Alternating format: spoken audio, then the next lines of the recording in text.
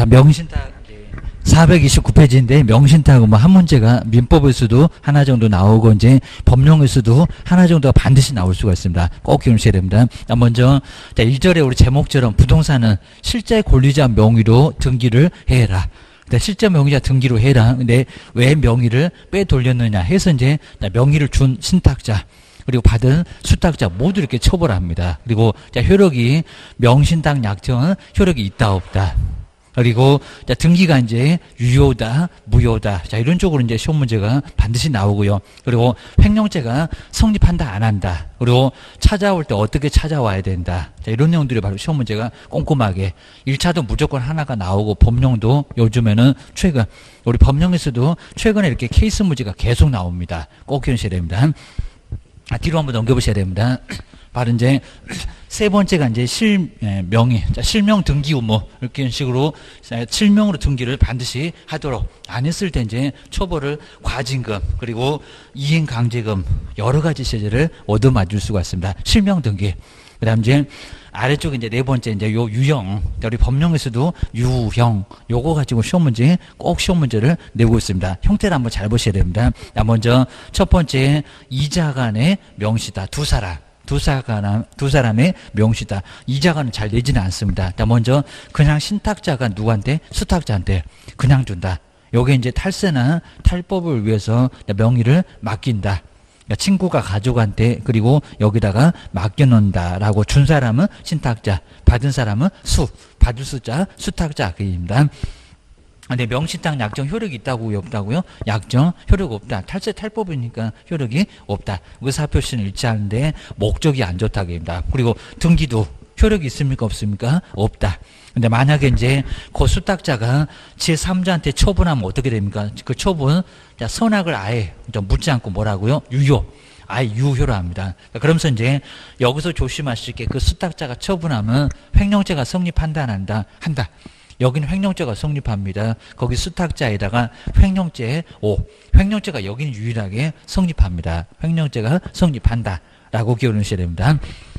그 다음 이제, 여기 이제 3자 간의 명신탁이 이제 등기형. 그 다음 이제 계약형. 자, 이런 식으로 해서 이제 여기에 이제 나눠질 건데요. 우리 시험 문제가 여기서 이제 반드시 꼭 나올 정도로 아주 중요하니까요. 거기는 한번 잘 정리를 한번 해 놓으시면 1차가 됐건 2차가 됐건 무조건 꼭 시험 문제가 나올 정도로 아주 중요하니까 한번 정리를 꼭 해 놓으셔야 됩니다. 그래서 이제 431페이지 한번 보시면 좋을 것 같습니다. 자, 먼저 이렇게 명신탁, 명의를 신탁했을 때, 이렇게 명의 신탁했을 때 여러 가지 제재를 얻어맞을 수가 있습니다. 약정은 안 된다, 금지. 정말 탈세나 탈법을 목적으로 명신탁 약정합니다. 첫 번째, 등기형. 자, 등기형인데 중간을 생략하니까요. 중간 생략형. 자, 이런 명칭으로도 시험 문제 바로 나옵니다. 중간을 생략한다. 중간 생략형 명신탁. 자, 중간 생략형 바로 이제 여기는 명신탁. 자, 등기형 명신탁, 중간 생략형 명신탁. 한번 이제 관계를 좀 먼저 잘 보셔야 됩니다.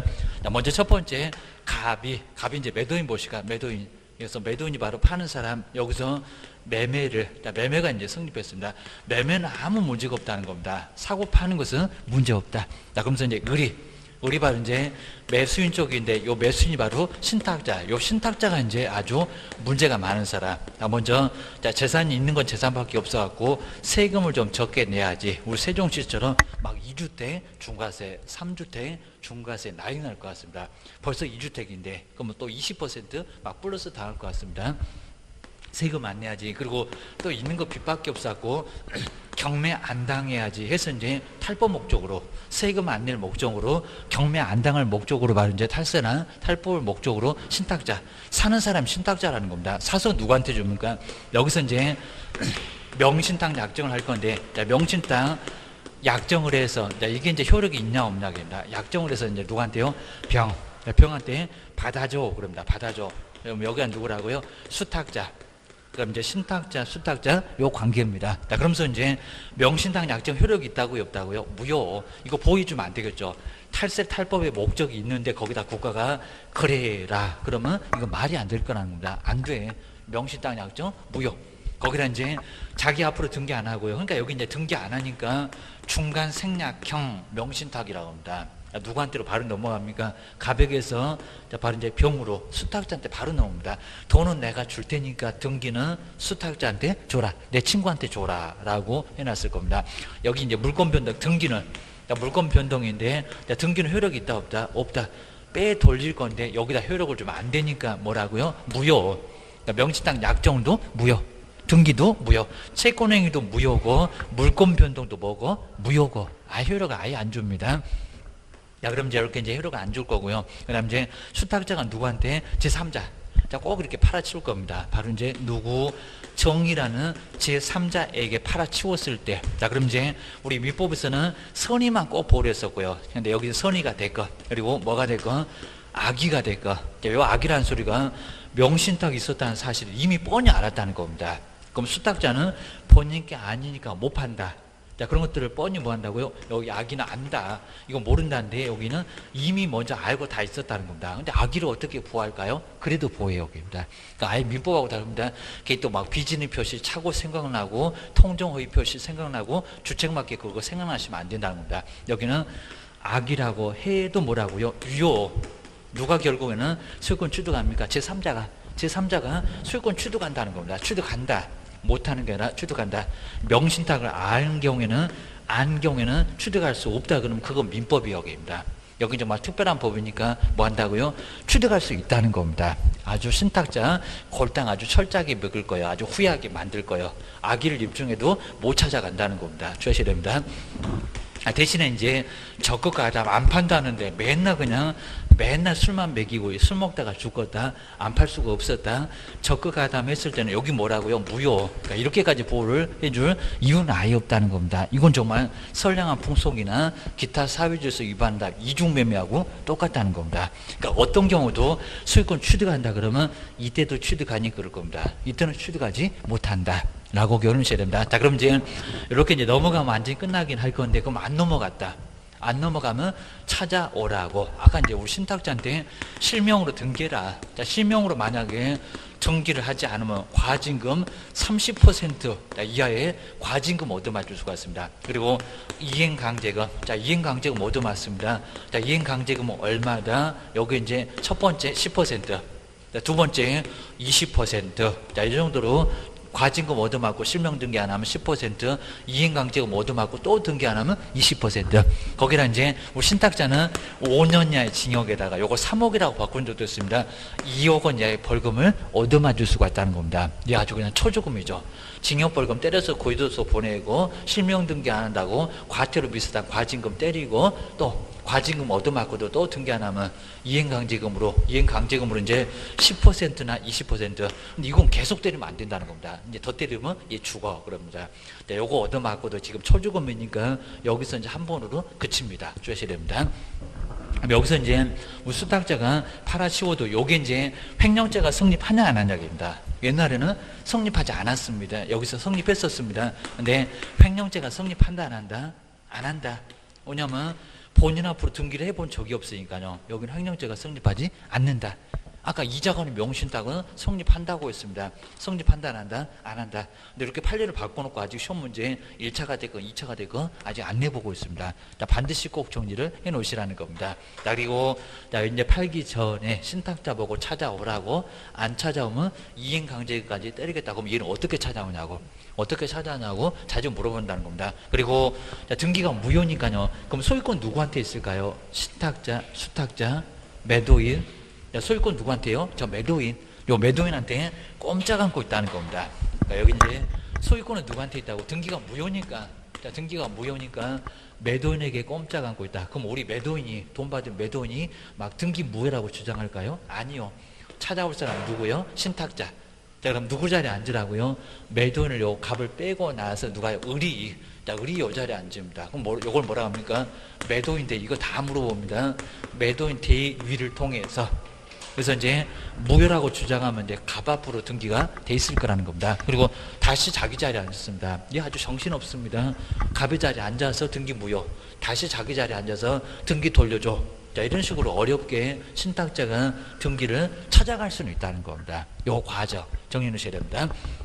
근데 우리 수탁자는 3년 이하의 징역에다가 1억 원 이하의 벌금을 얻어맞을 수도 있다는 겁니다. 괜히 그냥 받았다가 집 하나 팔아야 벌금을 낼 정도로 아주 난리가 나요. 이거 자동차 팔아갖고도 벌금 못 낼 정도입니다. 이 정도니까 아주 초주금 될 수 있다는 겁니다. 징역벌금 다 물어보고 등기 효력이 있니 없니, 그리고 횡령죄가 성립하니 안 하니, 그리고 등기가 누구한테 지금 소유권이 있니, 그리고 어떻게 찾아오니, 이거 모두 물어본다는 겁니다. 형벌까지도 우리 법령에서는 자주 물어봤습니다. 자, 두 번째가 이제 계약형 몰시가 계약. 둘이 도대체 얼마나 친하면 위임.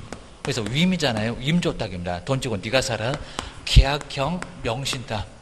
근데 요즘은 이제 등기형, 계약형, 우리 법령에서도 계속 번갈아 가면서 한 번 요거 내면 다음번에는 등기형 내면 다음번에는 계약형, 아주 번갈아 가면서 아주 재밌다고 계속 우리 법령에서도 시험 문제 계속 내고 있다는 겁니다. 1차가 됐건 2차가 됐건 나올 거예요. 근데 우리 법령에서는 케이스 문제 잘 안 내는데 명신탁은 지금 계속 케이스 문제를 계속 내고 있다는 겁니다. 조심하셔야 됩니다.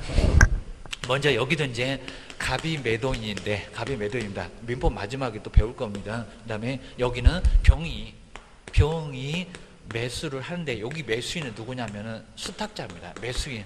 돈을 받아서 수탁자가, 이제 완전 그림이 다릅니다. 신탁자가 사서 수탁자한테 주는데, 여기는 아닙니다. 돈 줄 테니까. 그러니까 둘이 친해서 그렇습니다. 돈 줄 테니까 수탁자 네가 사라. 돈 받고 수탁자가 산다는 겁니다. 자, 그러면 을은 신탁자인데 돈만 주지. 여기는 자금만 이렇게 조달해 줍니다. 자금만 조달해 주지. 자, 여기는 매매관계 나타난다, 안 나타난다, 안 나타나요. 자, 매매. 여기도 마찬가지입니다. 매매는 그대로 유효하다고. 근데 등기가 넘어갔을 건데 등기는 효력이 있냐고 입니다. 자, 요걸 물어볼 겁니다. 등기. 매도 이제 조건만 충족하면 여기는 어떻게 되냐고 입니다. 여기도 이제 명신탁 약정을 한다는 겁니다. 근데 명신탁 약정은 또 얘도 탈세 탈법. 명신탁 약정 효력이 있을까요, 없을까요? 당연히 없겠죠, 입니다. 여기도 이제 약정은 무효. 빼 돌리는데 여기다 뭐를 어떻게 주겠냐고. 근데 이제 조심하실 게 매도인이 명신탁 약정 자체를 아예 몰랐다는 겁니다. 매매를 해본 적도 없으니까 우리 누군지, 그리고 그 돈이 명신탁자가 준 돈인지 아예 알 수가 없다는 겁니다.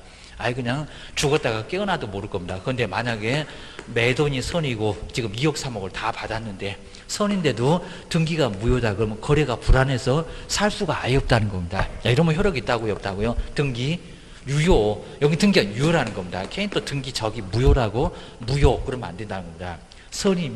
선이라는 조건 충족되면 매수는 앞으로 등기가 넘어간다는 겁니다. 넘어가야 편해. 거래 안전도 보장이 돼. 고소리입니다. 이런 식으로 이제 매수인에게 이제 소유권, 그러니까 여기 소유권은 수탁자한테 있다는 겁니다. 여기는 매도인 아니요, 신탁자는 더 아니요, 입니다. 여기는 그대로 수탁자한테 등기가 넘어가. 이렇게 넘어가라고 기억하셔야 됩니다. 그러고 나서 이제 여기도 마찬가지입니다. 여기서 이제 정기라는 제3자한테 처분했을 때, 그리고 여기는 선의 악이 물으라고요, 묻지 말라고요, 묻지 마세요. 그러니까 여기는 악의도 묻지 말라는 겁니다. 효력이 있다 없다? 있다. 유효. 그러면 누가 소유권 취득합니까? 자, 제3자가 명신탁 사실을 알았다고 해도, 이런 사실을 알았다고 해도, 돈 받아서 샀다는 것을 알았다고 해도 효력이 있다고요, 없다고요? 있다. 자, 대신에 이제 적극 가담만큼은, 적극적으로 가담했을 때 이 가담만큼은 효력이 있다고요, 없다고요? 그러니까 어떠한 경우도 제3자가 소유권 취득한다 그러면 안 된다는 겁니다. 여기는 무효. 자, 이렇게까지 아예 이쁘다고 감쌀 수는 절대 없다는 겁니다. 무효 정리하셔야 됩니다. 그리고 여기도 마찬가지입니다. 횡령죄는 성립한다 안 한다. 이놈은 문제 뭐 다를 거 없죠. 소유권 유효 수탁자가 가지고 있습니다. 그러면 남의 재산을 빼 돌렸다. 횡령죄 아닙니다. 이거 5년 이하 징역이 있다는 겁니다. 횡령죄는 성립하지 않는다고 합니다. 근데 여긴 조심하실까요? 여기도 신탁자가 매도인 대의를 할까요? 네가 무슨 매매를 했니? 이건 매도인 대의가 아니라는 겁니다. 자, 그러면 팔아치웠죠. 그러니까 여기는 팔 때까지, 저기는 안 팔릴 때인데 팔 때까지 기다리라는 겁니다. 그럼 아까 자금을 3억을 대줬네. 그러면 팔아치웠네요. 그럼 수탁자가 3억을 가지고 있다는 겁니다. 그럼 요건 누구 돈이요? 매도인 돈. 그러면 여기서 이제 우리 신탁자 돈이면 신탁자가 내 돈 내놔라 라고 해서 3억, 네가 왜 갖고 있니? 3억 내놔 합니다. 뭐라고 합니까? 3억 돌려달라고 부당이득. 여기는 여기 이제 부당이득. 자, 부당이득은 뭐하라고? 민법에 맨날 나오잖아요. 부당한 이득을 챙기고 있잖아요. 그거 내 돈이잖아. 여기서 돈 줬으니까 내 돈 내놓으라는 부당이득 반환. 부당이득 반환 청구해서 소유권을 가져갈 수 있다는 겁니다. 그리고 계약경에서는 우리 수탁자, 수탁자가 소유권을 취득하고 이제 소유권 가지고 있어요. 괜히 또 신탁자 아닙니다. 매도인도 아닙니다. 넘어가 버렸다고요. 넘어가서 거래 안전 때문에 여기 수탁자에게 소유권은 넘어가 있다는 겁니다. 그래서 팔아치워도 횡령죄는 없다고 합니다. 그리고 팔아치우면 돈만 내놔라. 등기 가져가지도 못합니다. 그냥 유효니까. 돈만 가져가라. 이제 돈 나중에 다 써버리고 배만 들이댈 겁니다. 나중에 배째라 그럴 겁니다. 그래서 이제 고소도 못하고 이제 또 고소하면 얘는 아까 봤던 것처럼 5년에 2억 원 이하의 벌금을 가고요. 그리고 여기는 안 찾아온다고 이행강제금 없습니다. 이행강제금 그러니까 못 찾아오잖아요.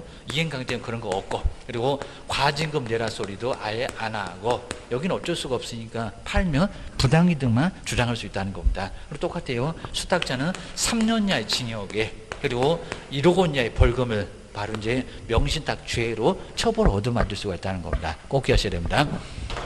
이런 식으로. 그리고 이제 우리 신탁자는 저그름이나 요그름이나 점유취득시효 20년 지나면 소유권 취득했다고 점유취득시효를 주장할 수는 있다. 그건 가능하다는 겁니다. 그 정도까지 정리를 해놓으시면 될 것 같습니다. 그럼 이제 그림을 이제 431페이지에 431, 요 그림을 한번 잘 보시고 이제 그리고 안 써놓고 써놓으시면 더 좋을 것 같습니다. 먼저 매도일, 매매기가 그대로 정말 유효라고 있습니다. 그리고 소유권은 누구한테 있어 계입니다.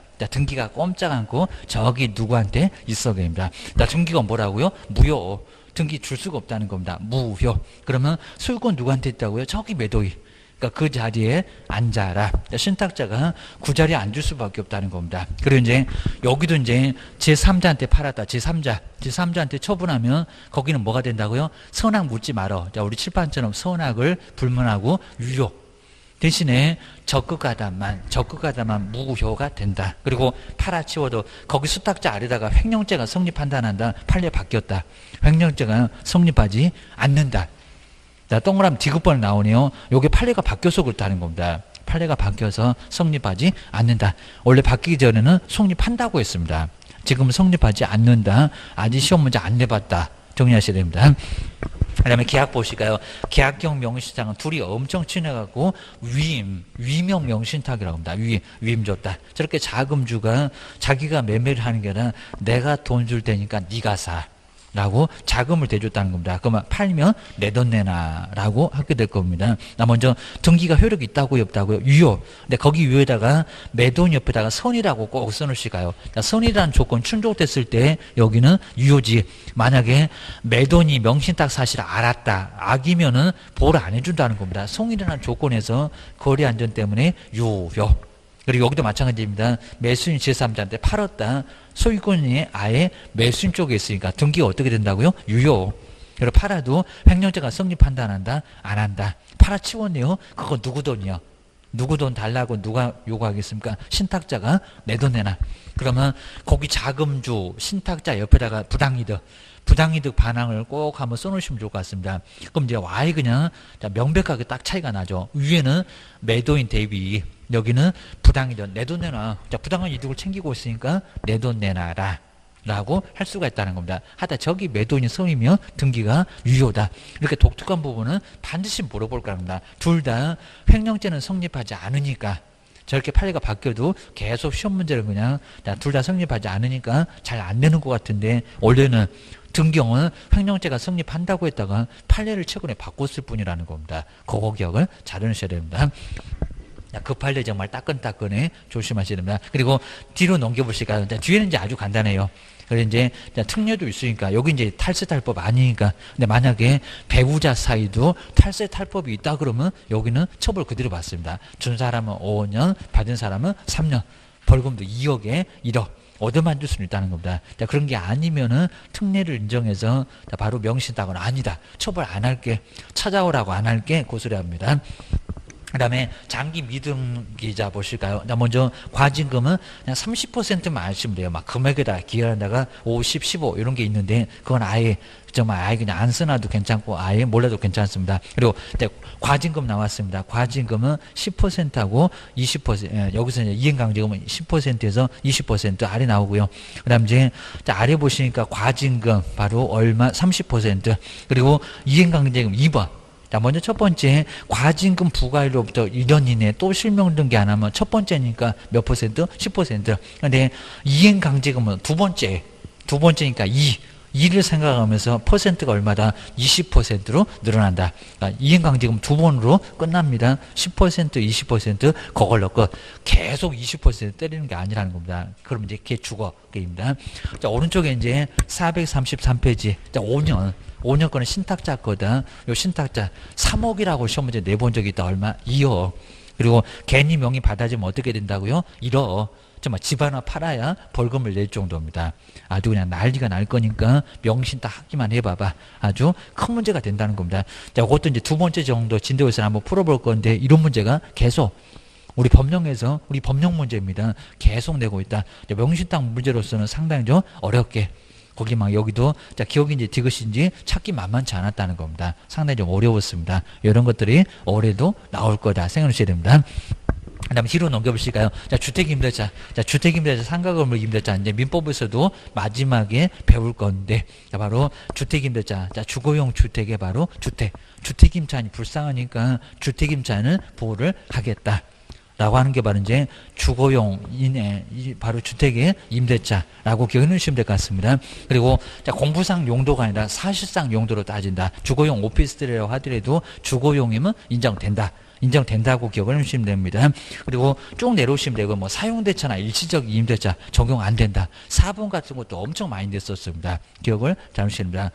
잠시만 쓰는 거니까 보호를 해줄 가치가 없다. 그리고 사용대차면 보증금이 없잖아요. 그냥 쓰는 거니까 뭐하러 보호를 안 돼? 보증금 정도가 있어야지 최우선 변제를 받든지 우선 변제를 받든지 보호를 해주지. 그런 것들은 보호를 해줄 이유가 아예 없다는 겁니다. 원래는 법인한테 적용이 없다. 대신에 LH공사, 토지주택공사하고 지방공사 그리고 중소기업법에 따른 법인 여기는 적용된다. 거긴 사원이 살아도 괜찮다. 요 소리입니다. 그다음 두 번째 대항력을 꼭 줘야 할 거죠. 제가 아래로 왔습니다. 열세 받고 인도. 자, 인도가 이제 거주나 점유를 얘기합니다. 그리고 또 뭐를 했을 때 동시 전입신고를 하면은 다음 날이 꼭 나와야 됩니다. 다음 날. 오늘 이사를 와도 효력이 발생한다, 안 한다, 안 한다. 자, 그럼 이제 435페이지 제일 꼭대기 있네요. 다음 날. 자, 시험장에 갔더니 전입신고 하면 제3자한테 이렇게 넘어가면 안 됩니다. 다음 날. 그것도 0시로부터 날짜가 달라져야 된다는 겁니다. 0시로부터 대항력이 발생한다. 하필이면 오늘 이사를 왔는데 가압류가 들어오고 저당권도 나하고 같이 들어오고 너는 죽어버립니다. 그럼 빗자루가 다 쓸어버립니다. 저당권, 근저당권은 당일에 효력을 발생하는데 전입신고는 다음 날이다. 라고 권리분석 잘해라. 그리고 소멸한다, 인수한다. 얘기 좀 잘해라. 큰일 난다는 겁니다. 조심하셔야 됩니다. 그리고 가족의 그리고 가족 뭐 자녀 배우자의 점유도 그 점유를 통해서 간접 점유한 걸로 보니까요 보호가 된다. 그거는 아무 문제가 없다는 겁니다. 우리가 뭐 간접 점유 배우자나 겁니다. 남편이 부인을 통해서 남편이 자녀를 통해서 점유를 한 걸로 본다는 겁니다. 세대의 합과 나중에 합쳐도 그대로 보호가 된다라고 기억을 주셔야 됩니다. 보여줄 가치가 있으니까. 그리고 뭐 내용은 그냥 간단하게 봐도 되고 대항력 하다 매매가 되고 상속이 되고 증여가 되고 그리고 이제 여기는 무조건 양수인은 보증금을 딴 거 가라. 라고 해서 대항력이 계속 인정됩니다. 그리고 자, 세 번째에서 이제 존속기간 최단 기간 얼마라고요? 계약서에 무슨 기간도 없냐? 1년이다. 라고 해도 2년까지는 2년 정도는 살아야지 2년도 못 살고 나가면 어떡할 거요? 라고 해서 얼마로 보겠다고요? 2년 미만도 1년, 2년으로 보겠다. 2년으로 본다. 2년 주의하셔야 됩니다. 그다음 두 번째 아무 소리가 없다는 겁니다. 기간은 다 끝나가는데 나가라 소리도 없고 올려달라는 소리도 없고 나간다 소리도 없고 주인도 아무 소리 없고 세입자도 아무 소리 없고 그러면 뭐가 된다고요? 갱신된 걸로 묵시적 갱신 또는 법정 갱신 자동 연장이라고 해서 이제 여러 가지 표현이 있습니다. 자동적으로 연장된 걸로 보겠다는 겁니다. 근데 동그라미 2번에 보실까요? 자동 연장 인정해 줄 건데 두 번 이상의 차임이 연체가 됐다는 겁니다. 자, 주택은 이제 2번, 상가는 3번. 자, 그러면 나가라 소리를 할 수가 있다는 겁니다. 하다 차임만큼은 연체되지 말아라. 라고 기억하셔야 됩니다. 그다음 이제 뒤로 한번 넘겨보실까요? 자, 뒤에 이제 네 번째 보증금 등에 이제 그 박스 나중에 또 볼 거고요. 자기 뭐 주택임대차하고 나중에 간단하게 뭐 민법하고 막 비교하고 그러지는 않습니다. 법령에서는 요 규정만 잘 기억을 해놓으시면 될 것 같습니다. 자, 먼저 동그라미 1번에 딱 1년만 지나면 못 올리는 게 아닙니다. 1년만 지나면 20분의 1, 5%는 올릴 수가 있다는 겁니다. 자, 동그라미 2번에 20분의 1, 거기 위에다 5%. 우리 시험 문제도 5%라고 많이 나옵니다. 1억이면 500. 그 다음에 2,500이면 자, 그때는 250만 원 1년이면 올릴 수가 있다는 겁니다. 월세도 올릴 수가 있고 보증금에도 올릴 수가 있고 한번 정리해 주셔야 됩니다. 그 다음 이제 자, 세 번째 보증금 빼주고 보증금 빼고 월세로 바꿨다. 보증금에서 이제 월 차임으로 전환. 이것도 우리 계산하는 방법이라든지 이런 것도 시험 문제 내보면 합니다. 꼭 조심하셔야 됩니다. 연 10% 또는 기준금리에다가 3.5를 더할, 여기다 곱한 글지도 모릅니다. 뭐라고요? 더할. 지금 현재는 1.75%라는 겁니다. 거기다가 이제 3.5를 보태면 5.25. 계산해봐라. 이런 문제도 내볼 수가 있습니다. 두 번째, 세 번째에서 우리도 수치 갖고 계산해 볼 겁니다. 보증금 3천만 원 빼주면 월세를 얼마로 바꿔야 되니 막 30만 원 바꿀 수도 절대 없다는 겁니다. 지금 이제 상당히 좀 많이 좀 내려갔다. 조심하셔야 됩니다. 그 다음 이제 437가 이제 계약서에다가 뭐를 받아놨을 때 최우선 변제 받기 정말 어려우니까요. 확정일자 받아 놓으면은 근데 확정된 날짜가 있네요. 그러니까 선순위한테는 꼼짝 못 한다는 겁니다. 어디에만요? 후순위에게만 우선할 수 있다는 겁니다. 그리고 가로 2번에서 동그라미 1번의 확정일자는 주민센터에서만 받을 수 있다. 또 최근에는 공증인 사무소에만 받을 수 있다. 막 그렇게 나옵니다. 아닙니다. 등기소 그리고 주민센터 그리고 공증인 사무소 이 세 군데에서 받을 수가 있다는 겁니다. 한 번도 안 받아봤고 제가 모르겠습니다. 이러면 큰일 난다는 겁니다. 실물 때는 알아야 돼. 설명해 줘야 돼. 기억하셔야 됩니다. 그리고 이렇게 확정된 날짜가 있으니까 후순위에게만 저 동그라미 2번에 두 번째 줄 앞쪽에 후순위 그래야지 괜히 또 우선 그러니까 선순위한테도 우선한다. 확정된 날짜가 있는데 어떻게 선순위한테 앞서거냐. 그건 최우선 변제예요. 그건 소액이요. 라고 기억을 해주셔야 됩니다. 자, 아래쪽은 이제 6번째, 7번째까지는 쭉 어렵지 않으니까 쭉 한번 봐주셔야 되고, 확정자 어디서 받느냐, 그리고 우선 변제가 선순위냐, 후순위냐, 그 정도만 정리를 잘 해놓으시면 됩니다. 그리고 이제 뒤로 한번 넘겨보시니까 이제 438페이지가 이제 오도 가도 못하는 사람 도와주는 게 임차권, 등기, 명령.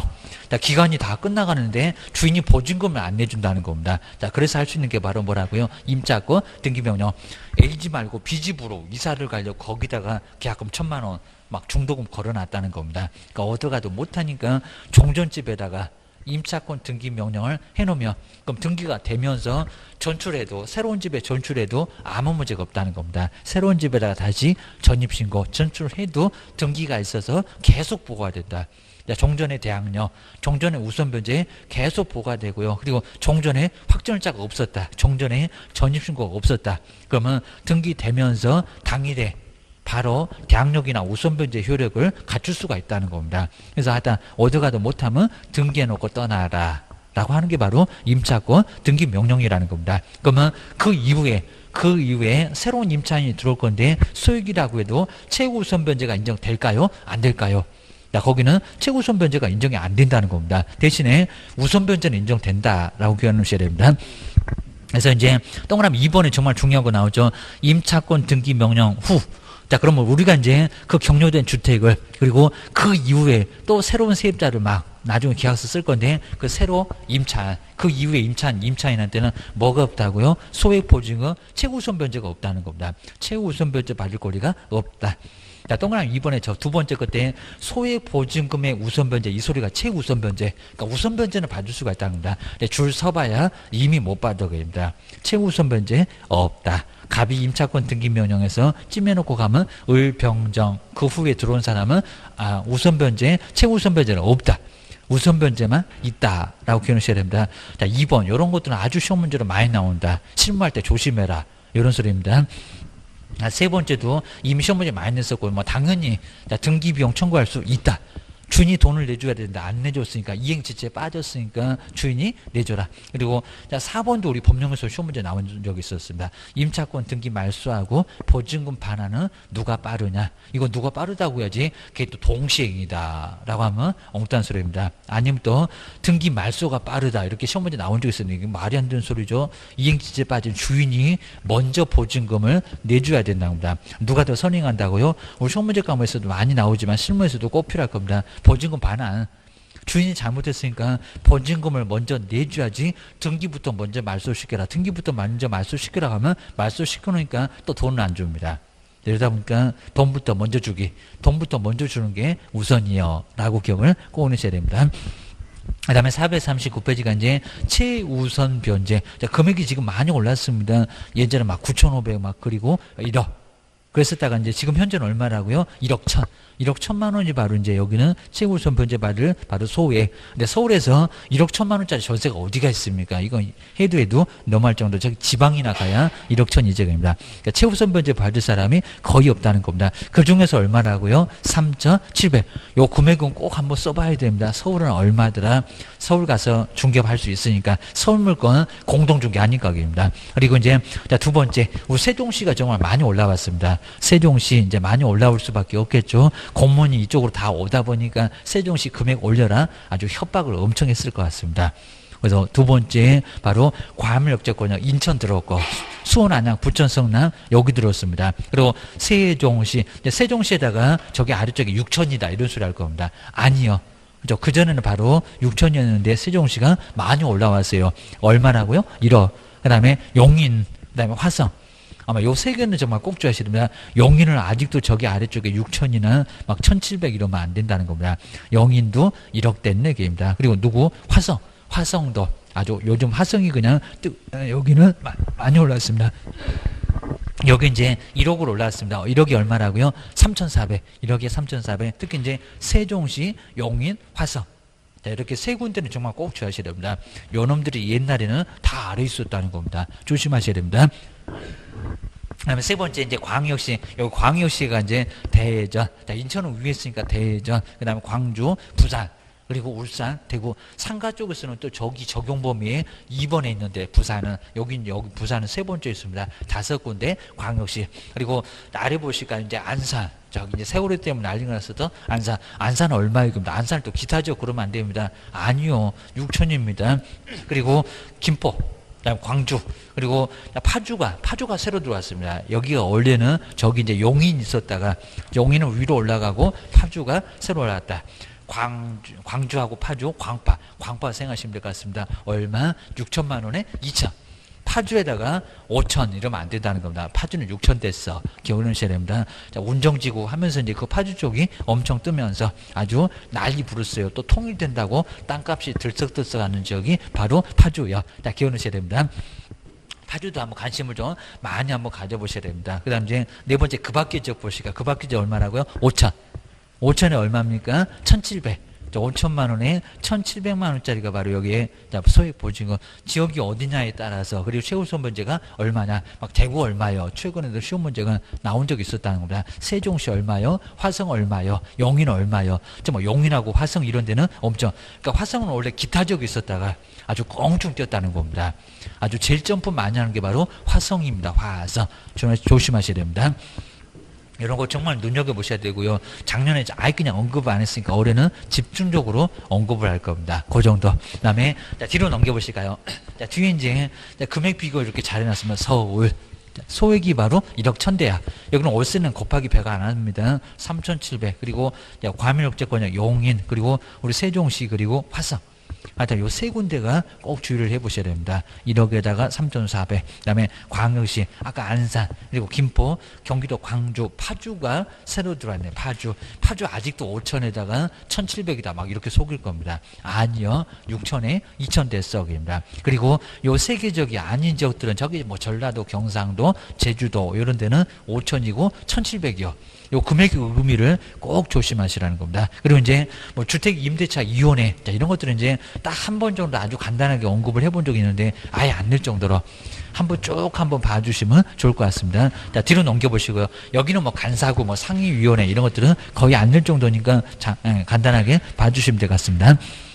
그 다음에 9번째 분쟁조정위원회. 여기도 이제 문장 정도 뭐 한두 번 정도 언급해 왔는데 그냥 간단했습니다. 뭐 분쟁조정위원회한테 한번 조정해달라 라고 요구를 해볼 수 있는 게 바로 분쟁조정위원회입니다. 분쟁이 발생하면 거기다가 뭐 요구 한번 해봐봐. 이런 소리입니다. 자, 오른쪽에 이제 뭐 자세하게 뭐 구성이나 운영이나 이 정도는 아예 안 될 정도니까 그냥 간단하게 봐주시면 좋을 것 같습니다. 분쟁이 발생했을 때 한번 부탁해봐라. 입니다. 해결해 달라고. 입니다. 서로 머리끄댕이 잡지 말고. 입니다. 자, 뒤에 이제 444페이지 10번째 임차권의 승계. 자, 임차인이 사망을 했습니다. 그리고 2000년 내에 친족과 그리고 이제 나중에 이제 그 사실혼자가 살고 있으면 따로 살고 있었을 때입니다. 가정 공동생활을 하지 않았을 때는 바로 임차인의 권리 의무를 승계를 하게 된다고 합니다. 빚이 많어. 그러면 사망 후 1개월 이내에 포기를 하라는 겁니다. 네, 요거 뭐 10번째 이제 요즘 아예 안 내다시피 한데 그래도 마지막 정도에 나왔다. 그리고 아랫 문제도 아주 괜찮았었습니다. 여기도 이제 기출문제. 아주 한번 풀어볼 겁니다. 그다음 뒤로 한번 넘겨보실까요? 그다음 이제 상가 건물은 이제 여기도 이제 적용 금액. 여기는 적용 금액이 막 6억 1천. 이런 것들이 아주 독특하니까 정리해 주시고요. 그리고 상가는 영업한다. 그리고 여기 이제 전입신고가 아니라 사업자 등록 신청이다. 세무서. 우리 세종시도 저쪽 아마 구석대에 아마 세무서 있는 것 같은데 버스 왔다 갔다 하기는 봤는데 하여튼 여기 세무서 가서 사업자 등록 신청을 하면은 상가는 바로 상가건물 임대차 보호법을 적용받을 수가 있습니다. 사업자 등록 안 하면, 영업 안 하면 적용이 없다는 겁니다. 해야 적용돼. 그리고 금액이 너무 크면 보호가 많지 않다. 기억하셔야 됩니다. 그다음에 여기는 대상 건물 하여튼 영업용 건축물 그리고 여기는 보증 금액을 초과하는 임대차에 대해서 그렇지 않다고 했죠. 그러면 이 법을 적용 안 시킬 거예요. 그 소리 합니다. 자, 오른쪽으로 한번 와보실까요? 자, 그 다음 이제 447페이지에 적용금액. 여기는 월세다 곱하기 100을 해서 보증금하고 합쳐서 적용을 하라는 겁니다. 자, 먼저 서울에서는 얼마라고요? 6억 1천. 6억 1천만 원까지. 6억 1천만 원까지는 적용을 해주겠다는 겁니다. 요 금액이 얼마인데 적용되냐 안 되니 자꾸 물어본다는 겁니다. 요 놈이 원래 4억이었다가 6억 1천으로 많이 올라갔대요. 그입니다. 두 번째 1억 1천만 원만 빼면 되겠네요. 자, 과밀역제권역하고 그럼 인천 여기고 수원 안양 부천 성남 여기 있는데 부산이 여기 부산도 꼭 동그라니까 부산이 여기는 두 번째입니다. 부산을 제2의 서울 그러더니 두 번째로 올라왔습니다. 얼마라고요? 부산은 5억. 부산을 3억 9천 그러면 안 된다는 겁니다. 원래는 거기 있어야 되는데 부산은 5억으로 올라왔다 하게입니다. 여기도 많이 물어볼 겁니다. 그리고 광역시 보실까요? 광역시. 그러면 이제 부산하고 인천을 빼고 나서 대전, 광주, 울산하고 대구 4개입니다. 4개. 이제 여기 4개밖에 광역시가 없습니다. 그리고 세종시는 여기 그대로 있고 계십니다. 아까 주택하고 헷갈리면 안 됩니다. 세종시는 두 번째였는데 거기는 최고선 변제금이고 여기는 아니요. 계십니다. 그 다음에 파주, 그 다음에 화성이나 안산, 용인, 김포, 경기도 광주. 그래서 여기도 이제 파주하고 화성. 그래서 세종시하고 파주하고 화성 요 세 군데가 원래 아래 있었다가 위로 올라온 거고 그입니다. 그다음에 안산, 용인, 김포, 광주 원래부터 그 4개는 있었고 그리고 이제 3억 9천 그리고 이제 그 밖에 적은 2억 7천. 자, 금액을 잘 보셔야 돼요. 6억 천 그리고 5억 그리고 3억 9천 1억 1천만 원씩 빼가다가 마지막에 기타적을 서럽게 합니다. 1억 2천을 빼.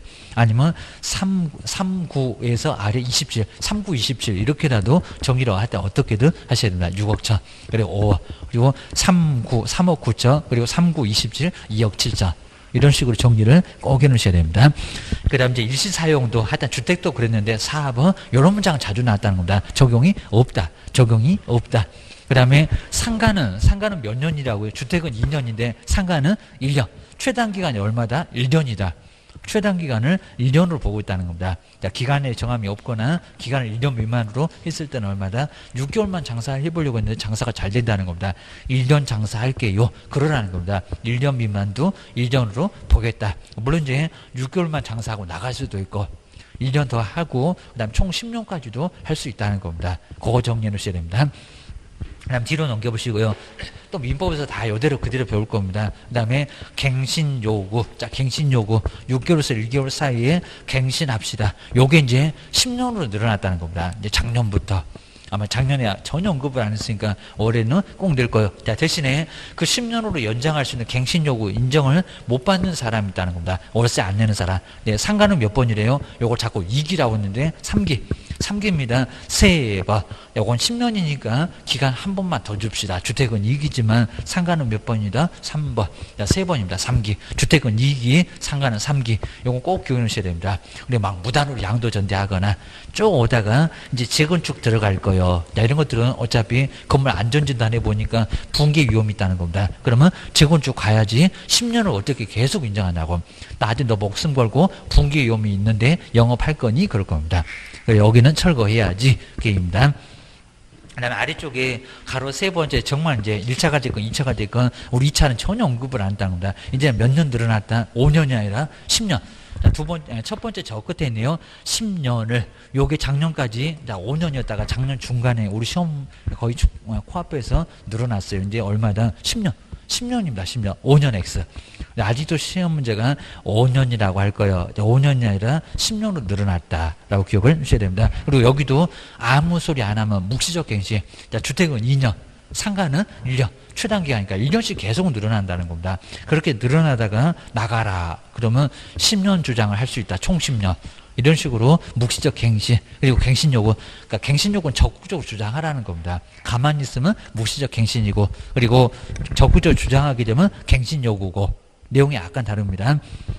그 다음에 이제 449페이지가 여기는 이제 열쇠 받고 인도가 이제 영업입니다. 그리고 사업자 등록 신청. 자, 우리 시험 문제가 시군구청에서 사업자 등록 신청한다. 아니다.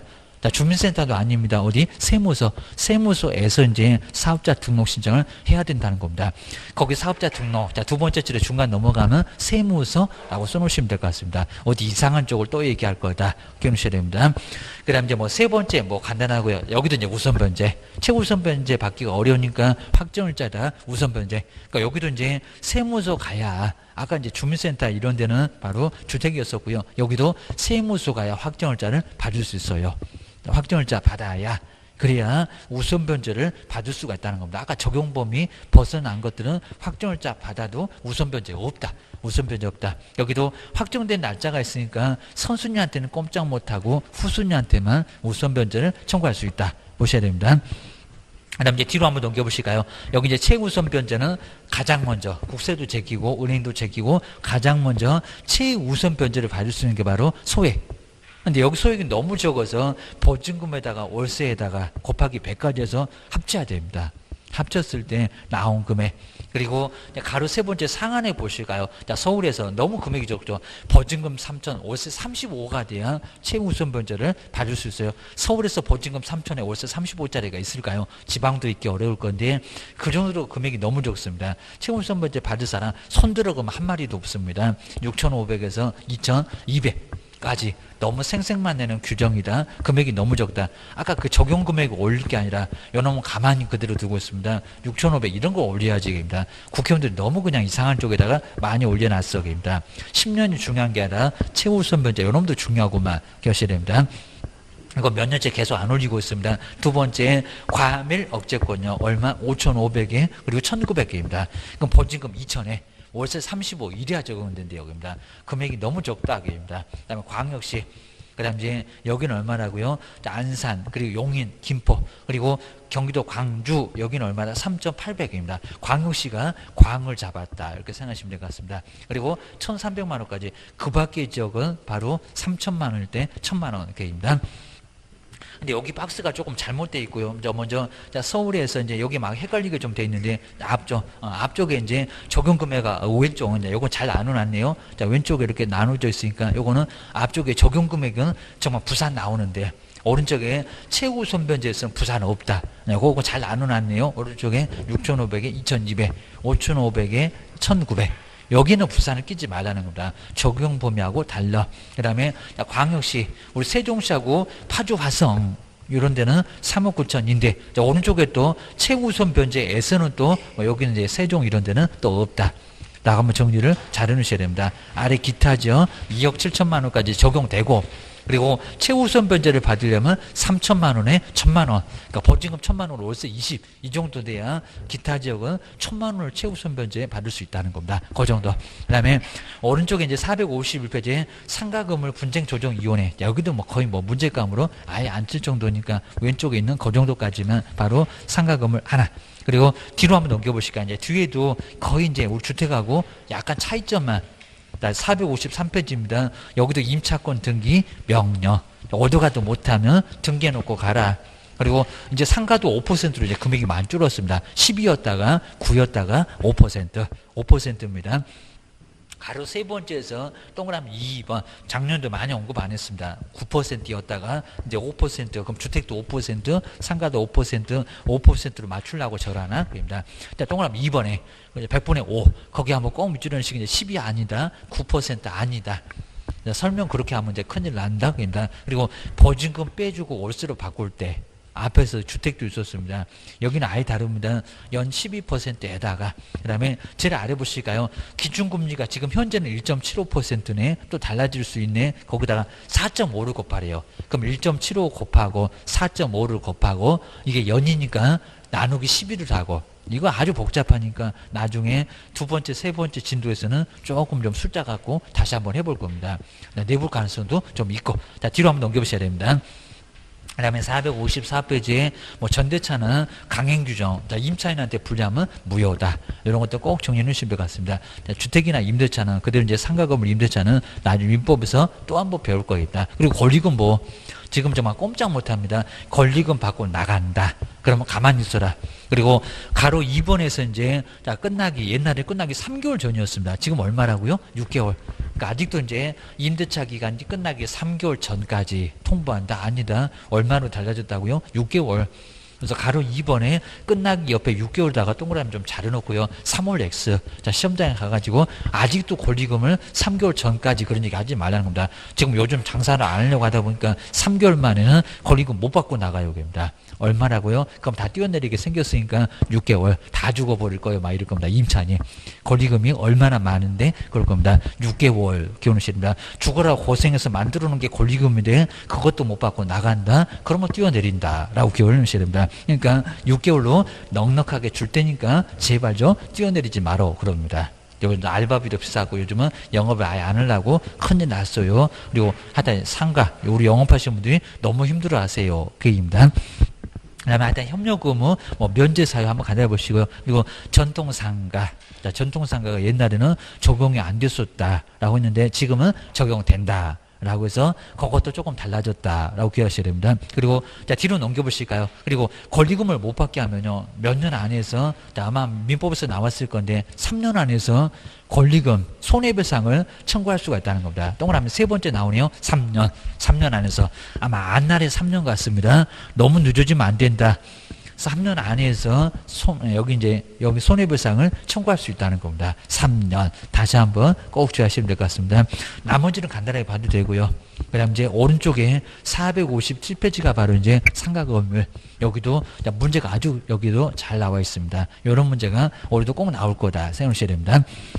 그 다음 이제 뒤쪽에 경매가 하나 딱 나오고요. 경매는 어렵게 안 나옵니다. 매수 신청 대리 하나가 나오고, 자, 앞쪽에 뭐 경매 종류 이런 건 아예 안 낼 정도니까, 자, 오른쪽으로 강제 경매, 그리고 임의 경매, 그리고 여기도 용어만 거의 여기도 안 나올 정도입니다. 강제 경매는 판결문을 받아야, 우리 보증금도 그렇습니다. 그리고 권리금, 여기 이제 보증금이나 차임이나 이런 것도 마찬가지입니다. 자, 여기도 이제 판결문 얻어서, 차용증도 마찬가지입니다. 판결문 얻어서 가압류도 마찬가지고요. 그리고 집행권을 얻어서 경매를 신청하는 게 바로 강제. 그러니까 강제적인 방법을 동원했다고 해서 강제 경매라고 합니다. 동그라미 2번 나오네요. 집행권은 판결문 그리고 지급명령 이런 것들을 받았을 때 경매를 신청하는 게 바로 강제 경매다. 뭐냐고 거의 묻지는 않습니다. 그리고 임의 경매는 채권자가 임의대로, 그러니까 저당권 안에 전세권 안에 유치권 안에는 그 권리 안에 경매를 신청할 수 있는 권리가 있어요. 있으니까 채권자 임의대로 경매를 신청할 수 있다는 겁니다. 그러니까 이제 옹단 소리할 겁니다. 저당권한테 강제 경매, 판결문한테 임의 경매, 그러면 말이 안 된다는 겁니다. 그것만 그렇게 뭐 내지도 않지만은 그런 문제는 조금 조심하세요. 그리고 원리만 개념만 정리하시면 될 것 같습니다. 뒤로 넘겨보셔야 됩니다.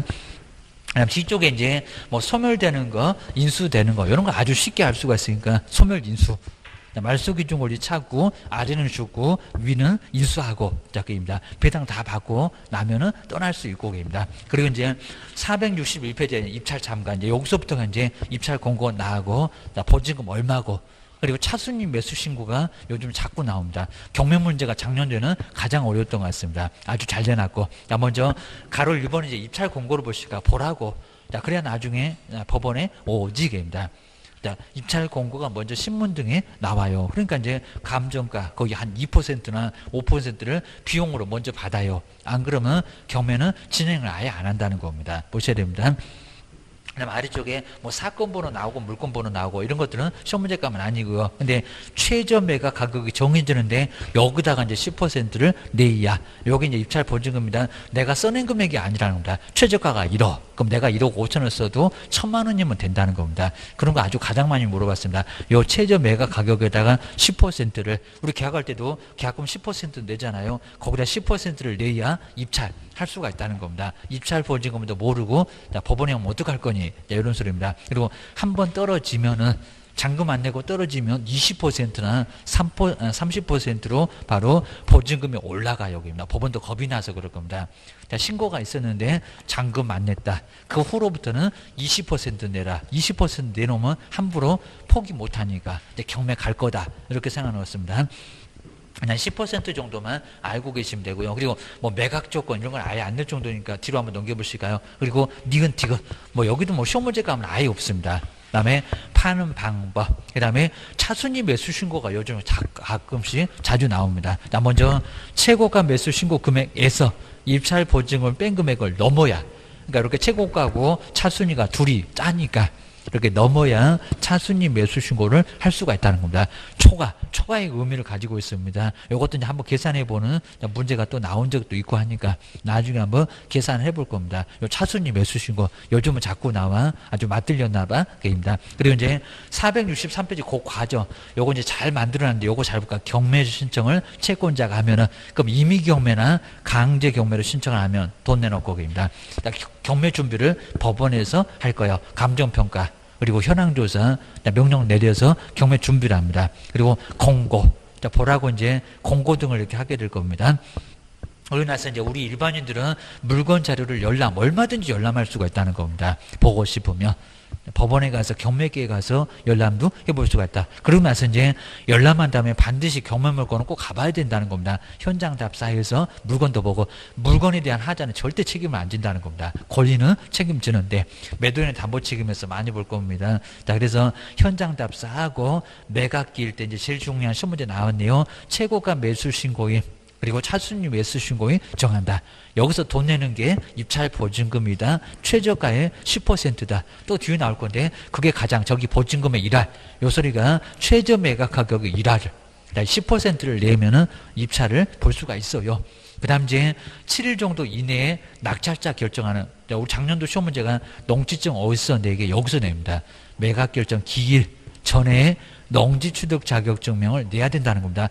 매각 실실 때 그럼 말이 안 되겠죠. 낙찰될지 안 될지 모르는데 농지증을 먼저 받아간다는 소리가 말이 되니 낙찰 받고 나서 매각 결정기일 그 사이에 농지 취득 자격증명을 내면 된다는 겁니다. 또 내볼 수 있어. 기억하셔야 됩니다. 그 다음에 거의 대부분 매각 허가 결정이 나오고요. 그러면 돈 내라. 돈 내라. 돈을 내면 거기서 소유권을 바로 취득합니다. 거기 잘 나왔죠. 등기 없이 소유권이 187조로 민법에 187조로 소유권 취득한다는 겁니다. 자, 엉뚱한 소리가 이전 등기가 취득이다. 그건 매매다. 186조다. 187조에서는 잔금 내면 바로 취득한다는 겁니다. 여기 입찰 보증은 10% 내놓고 잔금 내면 소유권 취득. 근데 만약에 잔금을 안 내면 뭐가 된다고요? 재매각. 잔금의 지읒자, 재매각의 지읒자. 아까 저 위에 세매각은 신고가 없으면 신고의 시효자 그리고 세매각의 시효자. 유찰 미끄러졌다는 소리가 신고가 없다. 이 소리입니다. 이런 것들을 잘 적용하셔야 됩니다. 하여튼 여기서 입찰금 얼마, 입찰 보증금 얼마, 그리고 차순위 매수 신고는 어떻게 이런 것들은 과정을 좀 잘 보셔야 됩니다.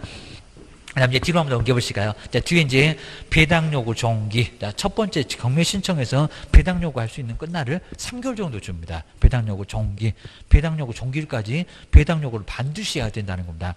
안 하면 돈 안 줘라고 기억을 하셔야 됩니다. 그리고 어려워요. 배당 순위는 우리 세법 등에서도 가끔씩은 배당 순위 이런 거 물어볼 때도 있고 민법에서도 많이 물어보기도 합니다. 가장 빠르다 경매 집행 비용. 이걸 먼저 내면은 이걸 항상 영순위로 가장 먼저 줍니다. 그리고 아예 국세도 제끼고 누구도 제끼고 은행도 제끼는 게 최우선 변제. 아까 3,700 이런 놈들은 가장 먼저 줍니다. 상가에서도 마찬가지로 아까 6,500대면 2,200 이런 거 가장 먼저 주고요. 사람 목숨 중요하니까. 그리고 임금 3개월분, 퇴직금 3년분, 그리고 재보상금, 다친 거 이런 것들은 가장 먼저 챙겨준다는 겁니다. 그 다음에 두 번째 국세도 당해세에 외가 있다는 겁니다. 재산세, 종합부동산세, 상속세, 증여세 이런 놈들은 바로 제2순위 은행보다 더 빠르다는 겁니다. 그리고 3순위 꼭 조심하실까요? 당해세 외. 그럼 여기가 이제 양도소득세, 취득세, 부가가치세는 여기 있습니다. 여기는 빠른 순위입니다. 담보물권, 그리고 확정일자, 임차권 등기. 여기서도 빠른 순위가 바로 먼저 받아. 그리고 이제 3개월분 넘어간 것들은 3년분 넘어간 것들은 바로 4순위 일반 채권이라고 합니다. 일반 임금 채권. 그리고 5순위가 이제 담보물권 보다도 이제 법정기일이 좀 늦은 당해세, 국세 이런 것들은 5순위로 아마 늦어서 늦은 것 같습니다. 5순위 그입니다. 그 다음에 건강보험료가 이렇게 많이 빠르지 않습니다. 6순위가 건강보험료, 연금. 공단에서 뭐 찾아갈 건데 거의 포기하기입니다. 7순위가 마지막. 그리고 이제 소유권 이전 등기 촉탁을 세금을 내고 소유권 이전 등기 촉탁을 할 건데 거기서 소유권을 취득하는 것은 아니라는 겁니다. 아까 잔금 내면 됩니다. 그리고 물건 안 넘겨주면 인도명령 신청해서 이제 나중에 물건을 받을 수 있습니다. 법원에다 신청하면 돼요. 그리고 뒤로 넘겨보실까요? 그리고 뒤에서 이제 요 뭐 개정 내용 이런 거 아예 안 낼 정도입니다. 이건 저기 2002년. 지금 아예 안 낼 정도니까 요건 박스는 안 봐도 되고. 자, 네 번째 공매도 뭐 따로 요즘은 시험 문제 아예 자체를 아예 안 낼 정도입니다. 저기 자산관리공사에서 하는 게 바로 공매. 입찰 방법이 조금 달라요. 그리고 떨어지는 저감률이 약간 달라요. 나머지는 거의 유사합니다. 그 다음에 468페이지도 뭐 뒤에는 그냥 안 나올 거라고 생각해도 괜찮을 정도니까요. 쭉 한번 봐주시면 좋을 것 같습니다. 그리고 경매 문제는 저렇게 간단하게 469페이지처럼 하나 정도가 나온다. 이 정도로 생각을 해주시면 될 것 같습니다. 그 다음에 이제 마지막으로 매수 신청 대리인데 매수 신청 대리는 여기도 이제 간단하게 한 문제 정도는 내고 있습니다. 그 정도까지만 보면 될 것 같습니다. 그리고 이제 두 번째 매수 신청 대리가 뭔지 이런 것들은 시험 문제 감에서 자주 나옵니다. 매각기일 때 돈을 내거나 돈을 찾아오거나 우선 매수하거나 우선 매수를 포기하거나 자, 이런 것들이 바로 여기에 이제 매수 신청 대리법입니다. 그 후에 뭐 항고를 한다든지 인도명령 신청한다든지 이런 것들은 아예 안 된다는 겁니다. 자, 먼저 2번 요건 자주 냈었다는 겁니다. 우리가 알아야지 50만 원 받거나 낙찰 받으면 감정가 1%를 받을 건데 우리가 뭐 하는지도 모르면 어떻게 할 거예요? 그입니다. 자, 먼저 돈 내는 것을 매수 신청 보증에 제공이라 합니다. 입찰 보증은 10% 내는 거. 자, 두 번째 입찰표 써서 내는 것도 바로 들어가고요. 매각기일 당일입니다. 그리고 차순위 아까 봤잖아요. 최고가 말고 차순위가 되는 것도 신고. 자, 그것도 위임 받으면 가능하고. 그다음 이제 네 번째는 낙찰 못 받으면 보증금 돌려받는 것을 그렇게 표현했습니다. 매수 신청 보증에 보증금을 돌려줄 것을 신청 그냥 봉투 때 주니까 받아오면 되겠습니다. 공유자가 우선 매수할 수 있고 그입니다. 그리고 이제 7번째는 그 우선 매수를 하거나 차순위 매수 신고를 하거나 포기를 하는 거. 이런 것들도 다 가능하다는 겁니다. 이렇게 딱 7개. 아무리 봐도 항고 아니면 인도명령 신청 이런 건 아예 없다는 겁니다. 그런 것들은 우리가 할 게 아니다라고 기억하셔야 됩니다. 그 다음에 매수 신청 대리 사항물하고 중개 사항물은 같다. 우리 시험 문제가 다르다. 아니다. 같다. 그입니다. 중개 사항물 5개나 그리고 경매 물건 5개나 다 똑같다. 그입니다. 공장재단, 광업재단까지 가능하다. 그입니다. 그리고 이제 471페이지가 이제 어디다가 등록한다고요? 지방법원. 자, 지방법원에 장한 때 등록. 자, 이런 것도 자주 냅니다. 시군구청이 아니라는 겁니다. 어디? 지방법원에 장. 우리 법원에서 경매할 거니까 법원에다가 등록. 시군구는 더 말이 안 되고 입니다. 여기는 지방법원의 장한테 두 번째 줄에 딱 중간. 자, 미주를 한번 해놓으셔야 됩니다. 그리고 등록 요건은 간단하고요. 자, 등록 요건 부칙은 안 된다. 한번 보시면 될 것 같습니다. 그리고 교육도 먼저 받아야 된다. 중급하고 약간 다르다. 교육부터 먼저 받아. 보준 설정도 먼저 해. 라고 해서 약간 보준 설정이 약간 다릅니다. 그 다음에 등록 신청도 여기도 이제 지방법원의 장 세 번째 줄에 역시 다시 나왔고요. 그리고 서류는 아예 안 낼 정도입니다. 서류 간단하게 봐주시면 좋을 것 같습니다. 그리고 수수료 내본 적은 없는데 우리 공인중개사는 2만 원, 법인은 얼마다? 3만 원. 합이 5만 원이다 생각을 해놓으시면 될 것 같습니다. 자, 분사무소도 마찬가지고 그입니다. 뒤로 한번 넘겨보셔야 됩니다. 그 다음에 다섯 번째가 등록통지는 며칠이라고요? 14일. 자, 중개업 등록통지는 7일. 매수 신청 대리는 14일. 거래정보사업자는 30일. 딱 그 세 군데입니다. 요 14일도 자주 냈었습니다. 14일. 14일도 경매는 좀 더블로 기네. 중개업은 7일밖에 안 되는데 기억하셔야 됩니다. 그리고 종별 변경 이런 건 아예 뭐 신경 안 써도 괜찮고요. 등록증 겨우고 보증 설정 이미 다 해놨으니까 저 14일 만에 등록증 나온다. 뭐 7번은 거의 안 내봤는데 5번 같은 것은 저 숫자 조금 주의하셔야 됩니다. 그 다음에 오른쪽에 이런 거 뭐 서식 자체 아예 안 낼 정도는 저기 처리 기간이 14일이다. 중개업은 7일인데 그입니다. 내용들만 쭉 한번 봐주시면 되고요. 그리고 뒤로 넘겨보실까요? 결격. 여기도 결격 사유가 있습니다. 등록 신청 못하는 결격 사유. 여기 뭐 결격 사유는 시험 문제 나올 정도는 아예 아니니까 간단히 봐주시면 되고요. 그리고 우리 개업 보고 신의성실. 여기도 신의성실의 의무가 있습니다. 그리고 하지 말아라. 자, 금쟁이도 아주 간단하니까요. 해서는 안 된다는 금지 행위. 여기 금쟁이는 우리 시험 문제가 많이 치질 않습니다. 어쩌다 가끔씩 한두 번 나와봤고. 그리고 여기도 사무소 옮겨가면 이전 신고를 해야 된다라고 해서 이전 신고, 열흘 이내 이전 신고라고만 기억하셔야 됩니다. 그리고 뒤로 넘겨보실까요? 개시, 매수 신청 대리, 등록증, 그리고 이제 요율표 이런 것들은 벽에다가 여기도 걸어놔야 돼요. 아직은 뭐 시험 문제 내본 적은 아예 없을 정도니까 간단하게 참고하시고요. 그리고 실무 교육은 꼭 주의하셔야 됩니다. 대표자만. 여긴 소속은 필요 없습니다. 대표자만 실무교육. 여기도 등록 신청 전 1년 이내 똑같습니다. 근데 대표자만 받는다. 근데 꼭 누가 지정한다고요? 법원 행정처장. 자, 두 번째 줄에 지방법원의 장이 아니라는 겁니다. 이거 많이 나왔어요. 법원 행정처장. 자, 두 번째 줄에 중간 넘어가면 법원 행정처장. 거기 좀 박스죠. 잘 넣으셔야 됩니다. 소속은 안 받아. 꼭 소속도 받는 것처럼 표현할 건데 아니다. 그리고 시간이 다릅니다. 여기는 28이 아니라는 겁니다. 32에서 44 교육받다가 죽을 사자 겹쳐갖고 두 개 겹쳐갖고 죽을 수도 있다는 바로 44시간 조심하셔야 됩니다. 경매가 아주 더 빡세요. 아주 경매 그러면 경기 일으킵니다. 44시간 기억하셔야 됩니다. 금요일 토요일까지도 해볼 수가 있습니다. 그 다음에 여섯 번째 휴업 그리고 폐업 신고 뭐 이런 건 아예 안 낼 정도고요. 그리고 보증 설정 안 낼 정도입니다. 네 번째 우리 중개업하고 똑같아. 그리고 금액도 보증 설정 금액 똑같습니다. 근데 금액은 조심하셔야 됩니다. 가로 세 번째 보증 금액 기업법 법인은 얼마라고요? 금액 똑같습니다. 2억. 분사무소 얼마라고요? 1억. 그리고 부칙은 빼놓고 공인중개사 얼마다? 1억이다.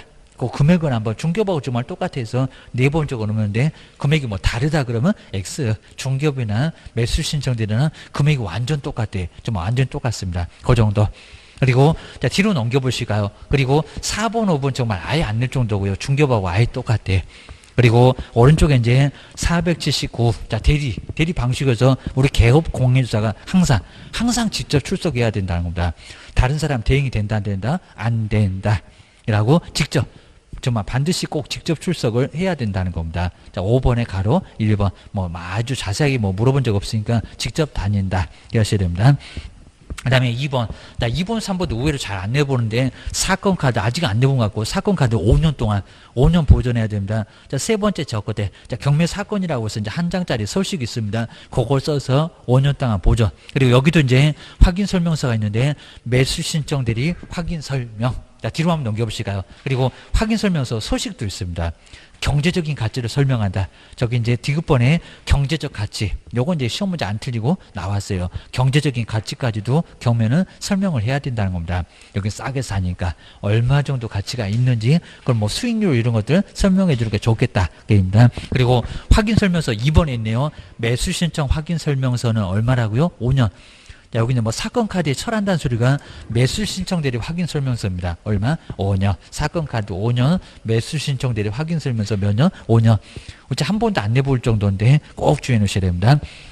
그다음에 여기 영수증이 있습니다. 아직 안 내봤고요. 영수증 작성해서 교부하시고 여기는 5년 보존 같은 거는 아예 없다는 겁니다. 그리고 옆에 보수. 자, 보수는 좀 한 번도 아예 안 내볼 정도로 그냥 간단하게 봐주시면 될 것 같습니다. 실비. 교통비는 30만 원밖에 안 된다라고 기억해 놓으셔야 됩니다. 그리고 자, 뒤로 넘겨보시니까 지도 감독은 아예 안 내는 쪽이고요. 여긴 등록 주소고 뭐고 아예 내본 적이 아예 없습니다. 안 봐도 될 정도. 뭐 여기도 절대적이 있고 상대적도 있고 업무정지도 절대적하고 상대적이 있는데 근데 업무정지는 2년은 우리 법령에서는 6개월인데 2년입니다. 2년. 그러니까 이것도 우리 시험 문제, 기출문제는 내본 적이 있습니다. 2년 이하. 그래서 여기 업무정지 기간이 저기 나오네요. 3번에 쭉 아래 보시면 2년. 6개월이 아니라 2년 이하다. 2개월 이상에서 2년 이하로 매수 신청 대리는 아주 독특하다는 겁니다. 꼭 중개업하고 매수 신청 대리가 차이가 있는 것들을 꼭 물어봤다는 겁니다. 주의하셔야 됩니다. 명칭 표시도 심하게는 안 냈었고요. 업무정지 얻어맞으면 업무정지 얻어맞았다고 그 사실을 표시하고 그리고 나중에 이제 등록 취소라는 이런 거 떨어지면 아예 간판을 뜯어내야 되고 업무정지 사실을 표시한다. 우리 법령에는 없었는데 매수 신청 대리에서는 나온다. 이 정도만. 그리고 이제 자 우리 5번처럼 이렇게 기출문제 하나 정도가 이렇게 꼭 반드시 꼭 나오긴 나와요. 자, 이런 식으로 꼭 나오니까 이 정도 봐주시면 좋을 것 같습니다. 자 오늘 실무 쪽으로 이제 많이 봤었네요. 실무 쪽에서 하여튼 이런 명신탁은 꼭 우리 민법이 됐건 법령이 됐건 꼭 나와요. 아마 요걸 마지막에 아직 안 보셨는지 오늘 그냥 많이 그냥 뚜껑 열려 하시는데 민법 가면 요대로 다 그대로 배웁니다. 주택임대차도 배우고 상가건물 임대차도 배우고 민법에서는 많이 또 진도가 막 헐레벌떡 하다 보니까 막 넘어가기도 합니다. 자 그러면 1차에도 망가지고 2차에도 망가지면 내년에 또 와야 되고 막 이러니까 이런 것들은 잘 정리해 놓으셔야 됩니다. 그리고 꼭 시험 문제 나오고 그리고 케이스 문제로 나오면서 막 다양하게 나옵니다. 등기 효력 있니? 등기는 그 다음에 여기에 뭐 형량죄 있니 없니? 어떻게 찾아오니? 그리고 요 두 개가 자꾸 헷갈리니까 그림 좀 잘 그려놓고 이제 한번 정리를 해 놓으시면 좋을 것 같습니다. 요건 꼭 한번 본인이 메모하면서 한번 잘 그려놓으셔야 됩니다. 소유권은 누구한테 있어? 수탁자, 저기는 매도인 해서 많이 다르다는 겁니다. 자, 조심해 놓으셔야 됩니다. 고생 많으셨고요. 자, 그리고 이제 다음 주부터 이제 새로 진도가 이제 다시 또 지나가니까 그리고 또 3월에 또 있고 5월에 또 있고 그러니까 그리고 아직 한 번 돌았으니까 정말 아예 그냥 저기 첫 번째 중개상물 기억이 안 나실 겁니다. 자, 그게 이제 좀 반복되고 그러니까 너무 이제 신경 쓰지 마시고요. 그리고 이제 두 번째 진도에서는 한 번 정도 동영상 빠르게라도 한 번만 들어오시면 그래도 조금 편할 것 같습니다. 또 안 들어오면 완전 그냥 새롭고 또 신선하고 난리가 납니다. 네, 꼭 한번 들어보고 오셔야 이제 많이 좋습니다. 고생 많으셨습니다. 다음 주에 뵙겠습니다. 고맙습니다.